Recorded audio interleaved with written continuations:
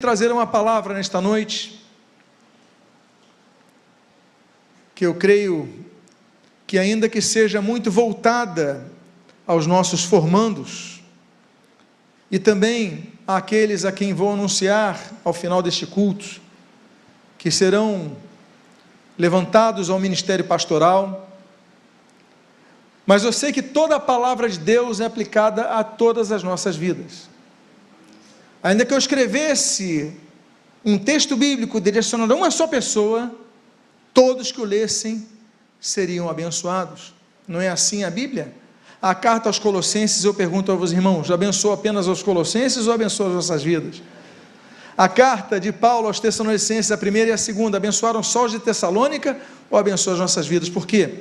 Porque a palavra de Deus não volta vazia.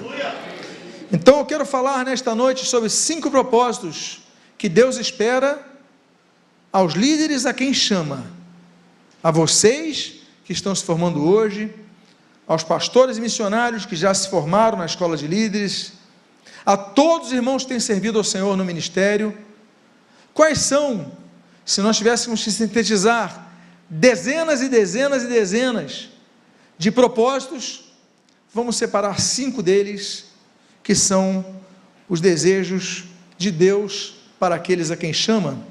E eu convido a que você abra a sua Bíblia no primeiro livro do Inário Judaico, o livro dos Salmos, capítulo de número 1.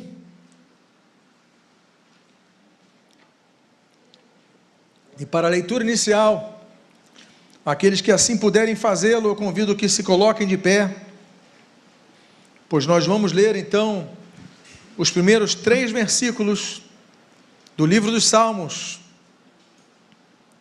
E registra então o autor sagrado: bem-aventurado é aquele que não anda no conselho dos ímpios, não se detém no caminho dos pecadores, nem se assenta na roda dos escarnecedores. Pelo contrário, o seu prazer está na lei do Senhor, e na sua lei medita de dia e de noite. Ele é como o quê? Árvore plantada junto a uma corrente de quê? De águas, que no devido tempo dá o seu fruto, e cuja folhagem não murcha, e tudo o que ele fizer será o quê? Bem sucedido. Oremos. Pai amado, Deus bendito, nós te louvamos, nós te glorificamos e nós te agradecemos por tua palavra que foi lida, por mais uma turma da escola de líderes que hoje se forma para a glória do teu santo nome. Pedimos as tuas bênçãos sobre nós, que fales a eles e fales a todos aqui presentes sobre os 5 propósitos que esperas daqueles a quem chamas. E o que nós o fazemos agradecidos em nome de Jesus. Amém e amém. Os irmãos podem, por favor, tomar os seus assentos.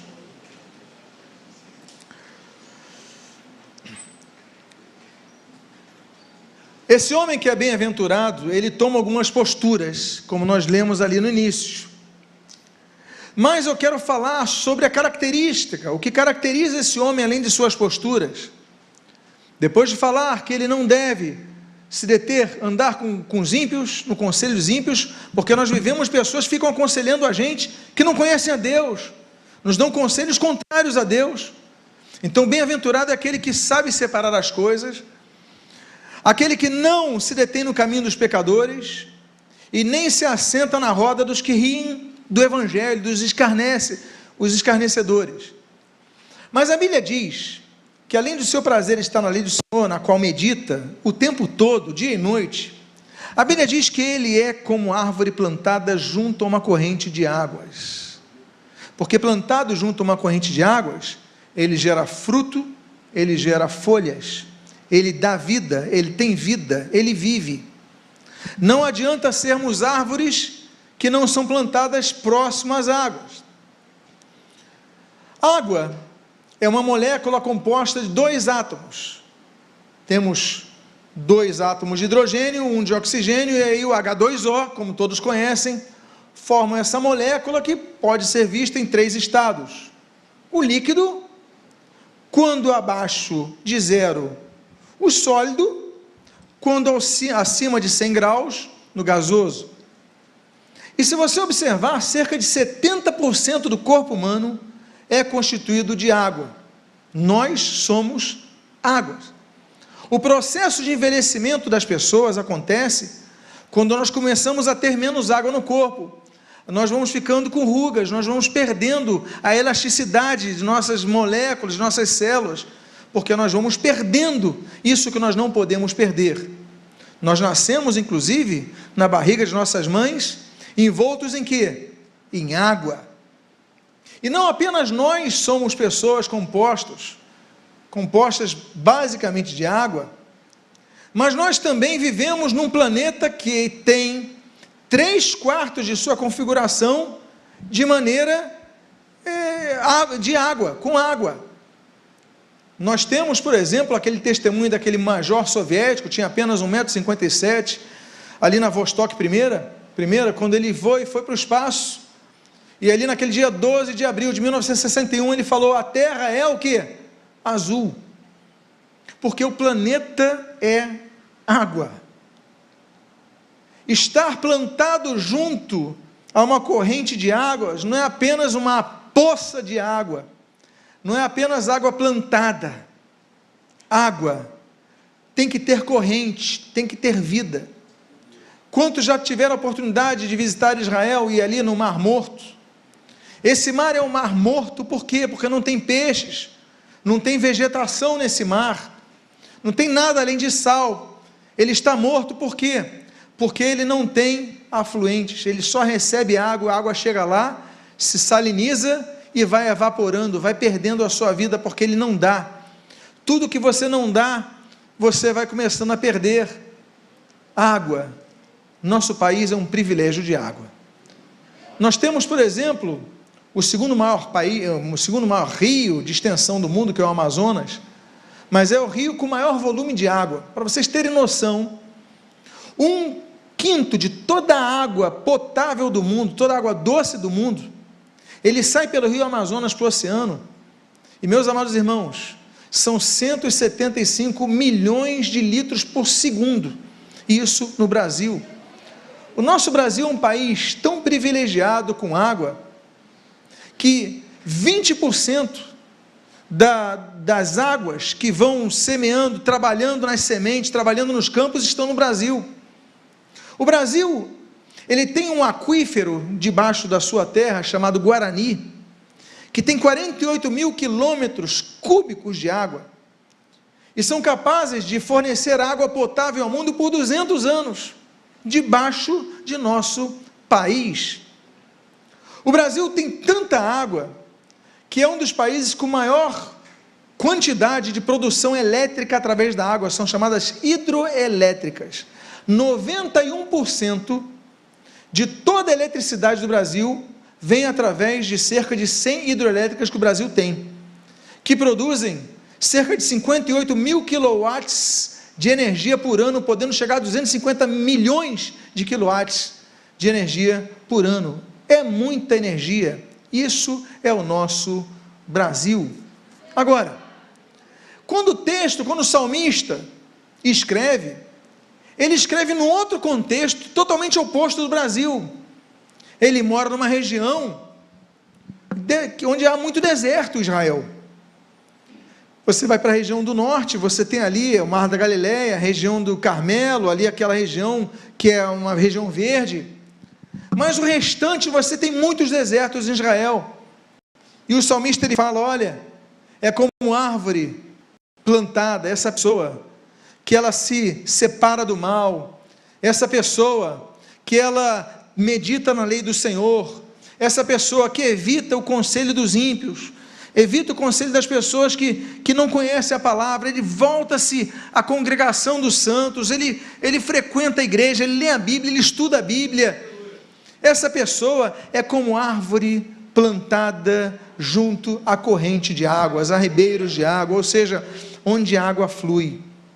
E quando nós lembramos de água, nos lembramos do que o Senhor Jesus falou. Existem 4 situações, pelo menos, que nós podemos aqui falar sobre Jesus e a água. A primeira delas, Mateus capítulo 3, quando Jesus vai até João o Batista, e é batizado nas águas do Rio Jordão.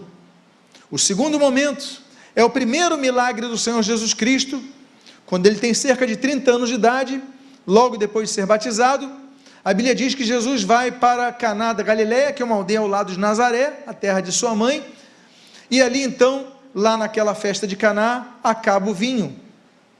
Eram 6 talhas de vinho, cada talha 100 litros, ou seja, havia uma festa que durava 7 dias, e eles tinham que ter vinho, acabou o vinho, só tinha água, e Jesus transforma aquela água em vinho. Nota bene, Jesus, ele altera a maldição da água, que nós lemos lá no livro de Êxodo, capítulo 7, quando as águas se tornam em sangue, ou seja, Jesus agora transforma a água em vinho, algo novo para aquelas vidas. O terceiro episódio com a pessoa do Senhor Jesus Cristo é quando o Cordeiro de Deus diz ali no penúltimo capítulo da Bíblia, em Apocalipse capítulo 21, que ele fala o seguinte: eu sou o alfa e o ômega, o princípio e o fim, e aquele que tem sede, eu lhe darei de beber da fonte da água da vida. É a promessa de Deus. E o quarto ponto que nós vemos o Senhor Jesus Cristo falando sobre água, é naturalmente quando Jesus fala ali em João capítulo 7, quem crê em mim, do seu interior fluirão rios de água viva, e ele falou isso a respeito do Espírito Santo, que ele vai prometer de maneira intensa através dos evangelhos, especialmente em João capítulo 14. Água, estarmos junto a correntes de água, estarmos junto a locais onde há vida, a importância de nós observarmos a palavra de Deus, nós congregarmos.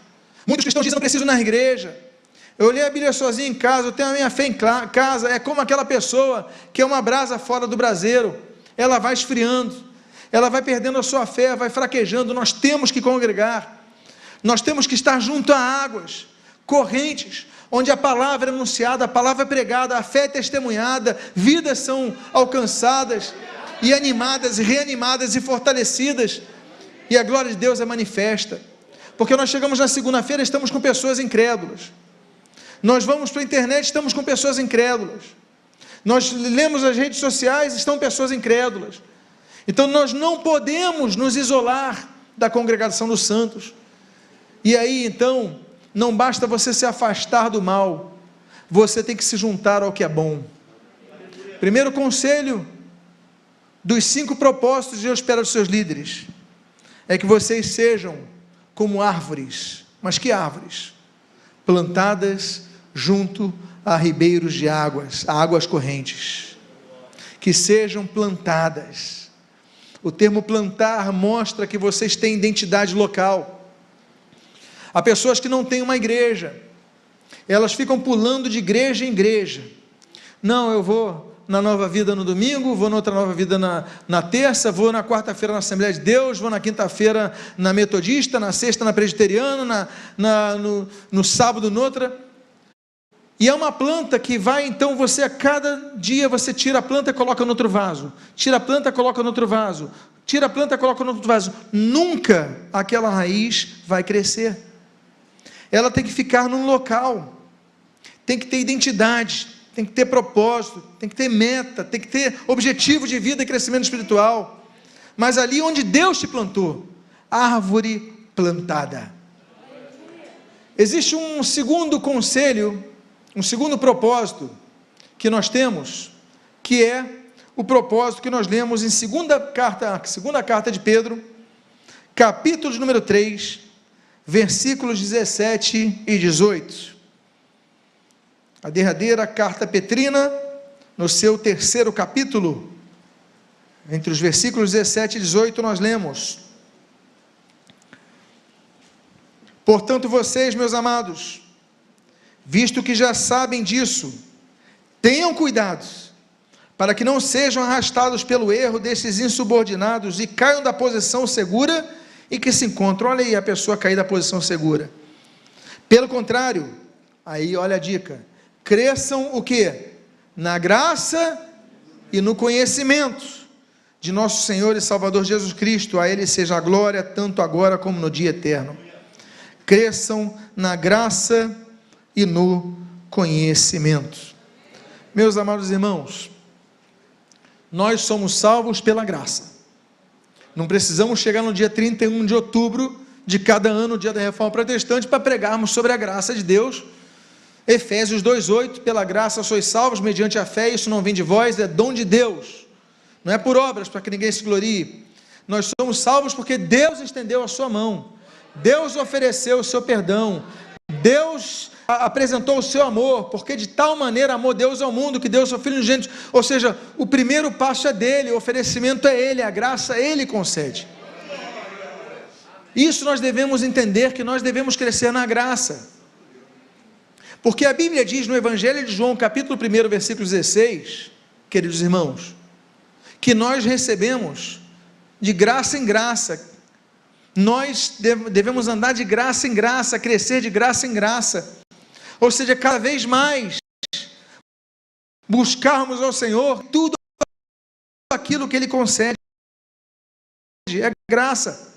Temos recebido graça sobre graça, agora devemos ter cuidado para não decairmos da graça, como diz Atos 13:43, devemos ter muito cuidado com isso, porque Gálatas 5:4 fala que muitos decaem dessa graça, nós devemos perseverar na graça.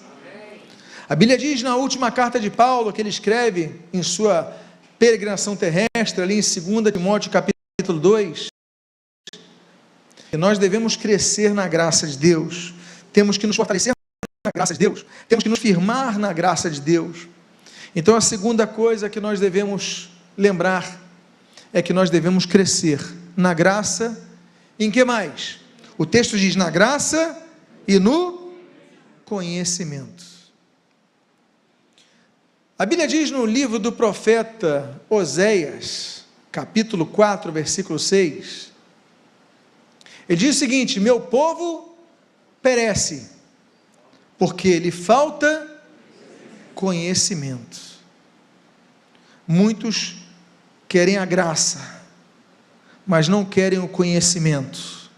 A graça nós recebemos, o conhecimento nós buscamos. Vocês estão vendo o que é a vida espiritual? É uma vida de mão dupla.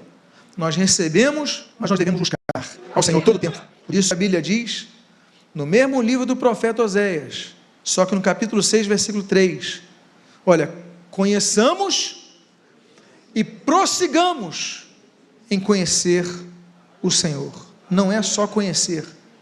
Muitos conhecem e não prosseguem em conhecer o Senhor. Aí, esse Oséias, que no capítulo 6, versículo 3 fala sobre isso, no capítulo 6 ele fala, olha, eu não quero sacrifícios e holocaustos. Mais do que holocaustos, eu quero conhecimento de Deus. Um dia toda a terra vai se encher do conhecimento de Deus. Não é isso que Isaías capítulo 11 fala? A Bíblia fala que toda a terra se encherá do conhecimento de Deus.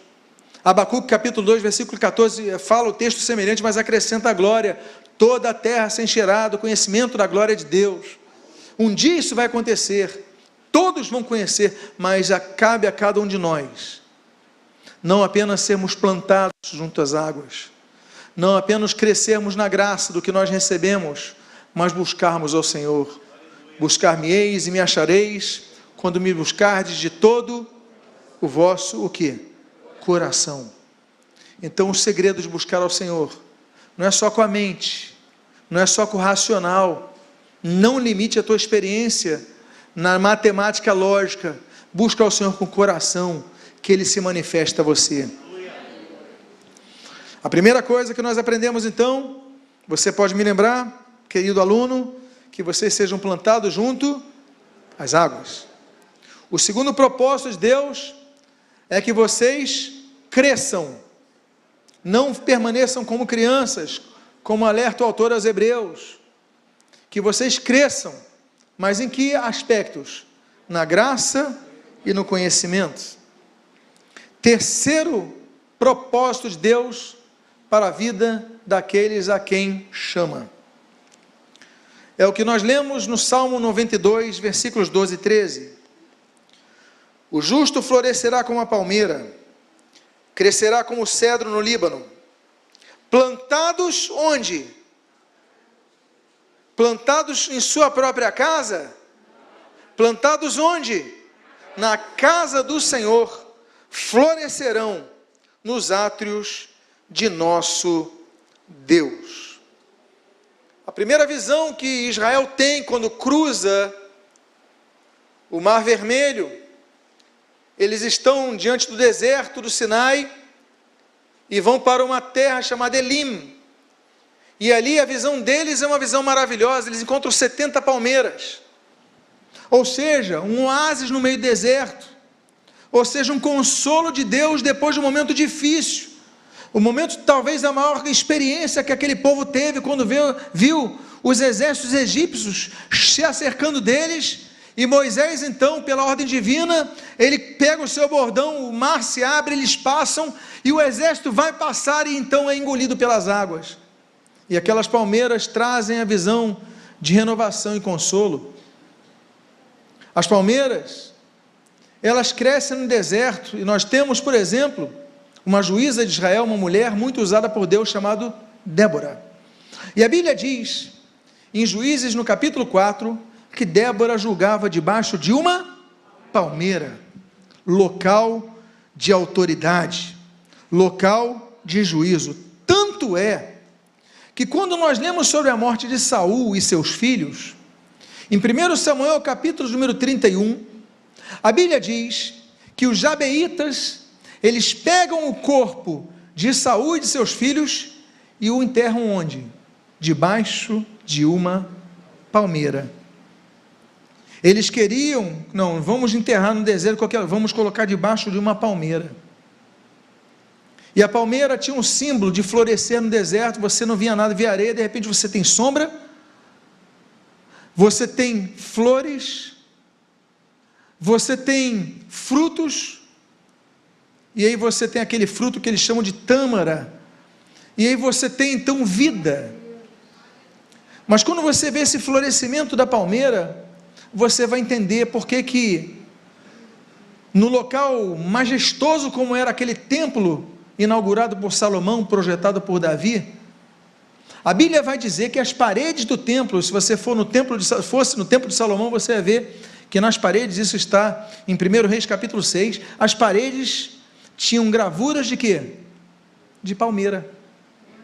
A Bíblia diz nesse texto que o justo florescerá como a palmeira, crescerá como o cedro no Líbano, mas quando? Quando plantados na casa do Senhor.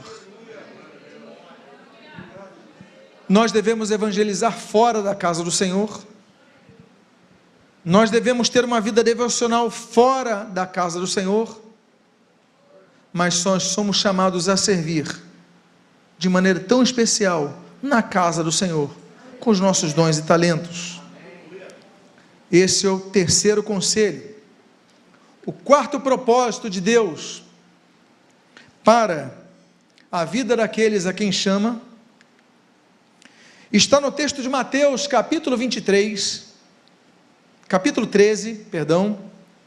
versículo 23. Mas o que foi semeado em boa terra é o que ouve a palavra e a compreende. Este frutifica e produz a 100, a 60 e a 30 por 1. Meus amados irmãos, esse texto é muito interessante, porque nós sempre falamos do 100 por 1. Ótimo. O número 100 é um número simbólico, é um número que representa uma totalidade maior. É 100 por 1, você planta uma semente, você colhe 100 frutos, é um número arredondado. Mas aqui está falando 100, 60 e 30, por quê?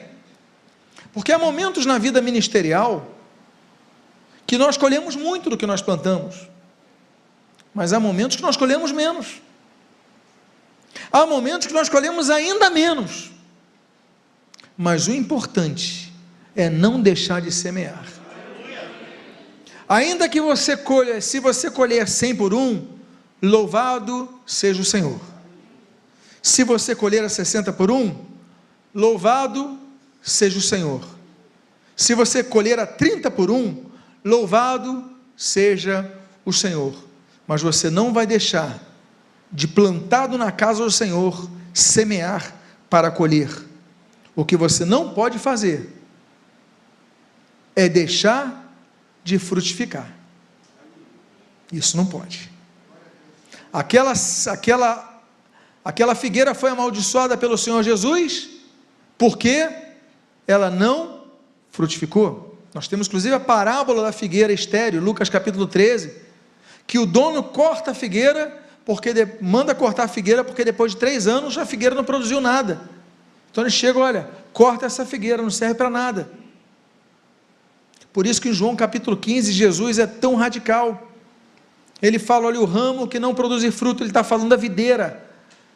Não produzir fruto, ele não serve para nada, senão serve para ser arrancado e lançado ao fogo.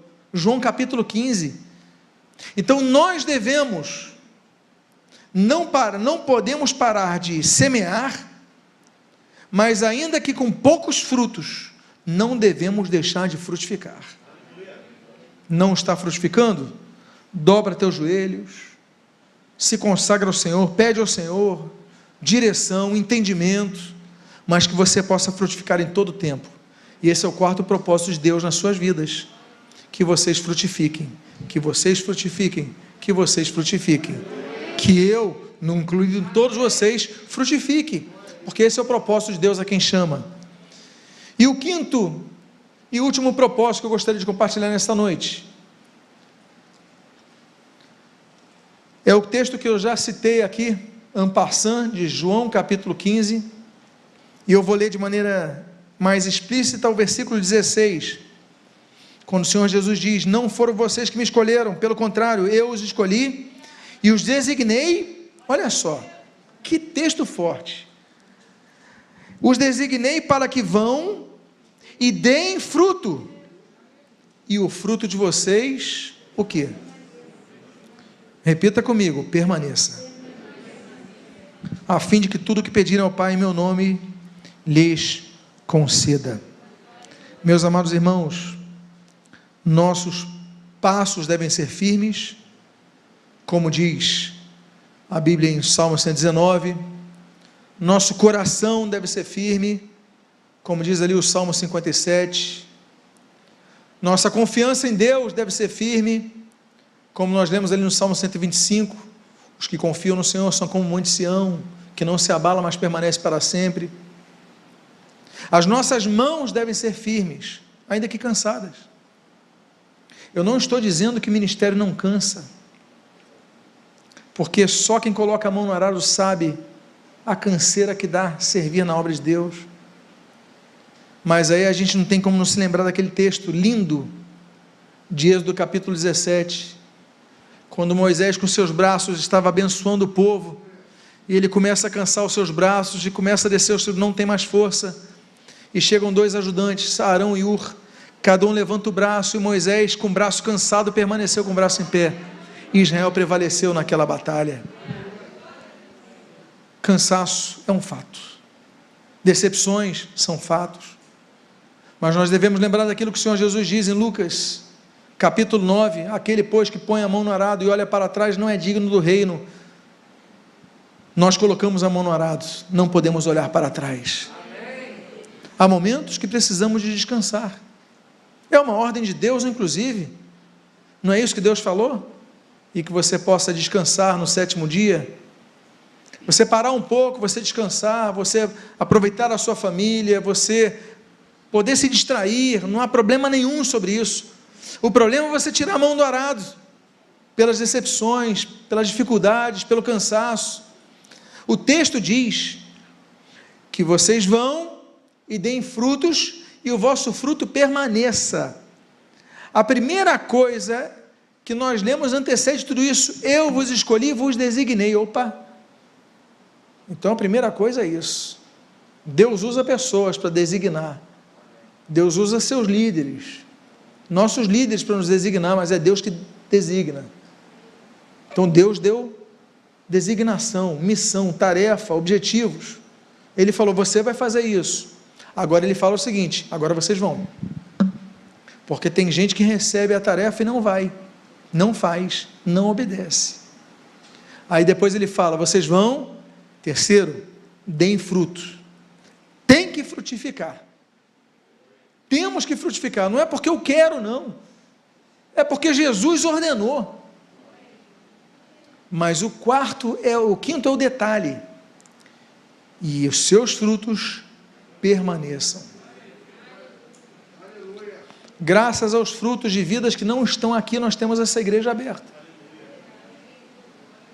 Graças aos frutos de pessoas que oraram pelos músicos que aqui estão, eles estavam aqui louvando ao Senhor.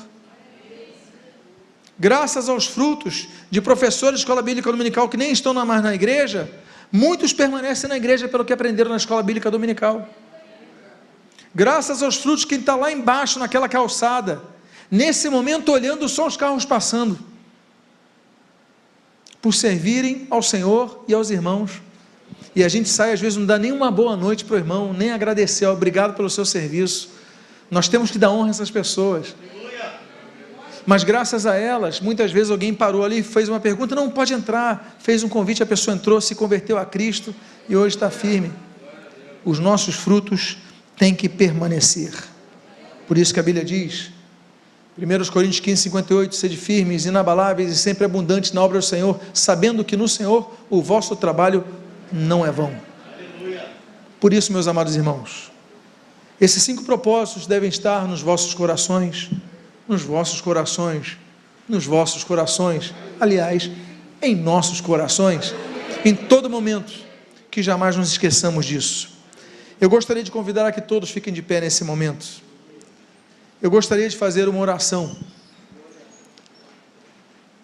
a respeito da palavra que foi pregada. Pai amado, Deus bendito, essa palavra, esses 5 propósitos que Tu esperas daqueles a quem chamas, a quem designas. Pai amado, Deus bendito, nós queremos dizer muito obrigado pela confiança, muito obrigado pelos chamados, muito obrigado pela oportunidade, mas nos perdoa, Senhor, pelos nossos momentos que nós pensamos em desistir, pelas nossas deficiências, pelo nosso desânimo, pelos momentos que nós paramos. Deus amado, nós queremos dizer, nós temos um chamado, nós temos uma vocação, nós temos um desígnio e queremos cumpri-lo, que possamos ser produtores de frutos, e os frutos permaneçam em nossas vidas. O que nós pedimos, Deus, nós fazemos agradecidos em o nome de Jesus. Amém.